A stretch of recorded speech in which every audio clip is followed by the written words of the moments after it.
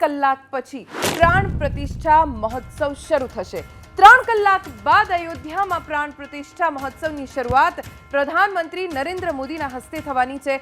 500 વર્ષનો ભગવાન શ્રી રામનો વનવાસ હવે બસ 3 કલાક બાદ પૂર્ણ થશે। પ્રાણ પ્રતિષ્ઠા મહોત્સવને લઈને ઉત્સાહ અને ઉમંગ માત્ર આજનો નથી, કેટલાય દિવસોથી છે। પ્રાણ પ્રતિષ્ઠા મહોત્સવની અયોધ્યામાં તૈયારીઓ પૂરી થઈ ગઈ છે।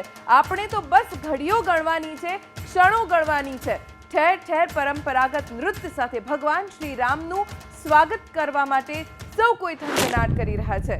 ભગવાન શ્રી રામના દર્શન માટે દૂર દૂરથી લોકો અયોધ્યા નગરી પહોંચી રહ્યા છે। બપોરે 12:05 થી 12:55 વાગ્યા સુધી પ્રાણ પ્રતિષ્ઠા ચાલશે। 12:29 અને 8 સેકન્ડે પ્રાણ પ્રતિષ્ઠા થશે।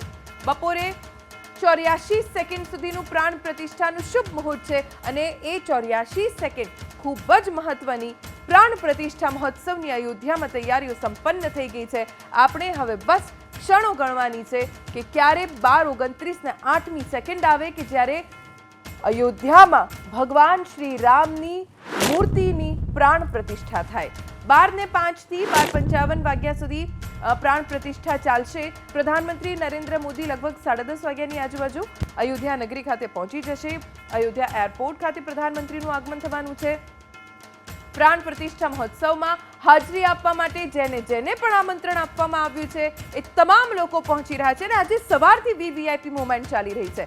ઠેર ઠેર પુષ્પ વર્ષા થઈ રહી છે।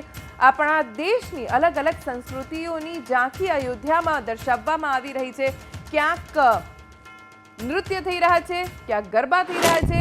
અયોધ્યામાં જ્યાં જુઓ ત્યાં ભગવા ઝંડા લહેરાઈ રહ્યા છે। કોઈક ઝંડા ઉપર હનુમાનજીનો ચહેરો છે તો ક્યાંક છે ભગવાન શ્રી રામની ચિત્ર।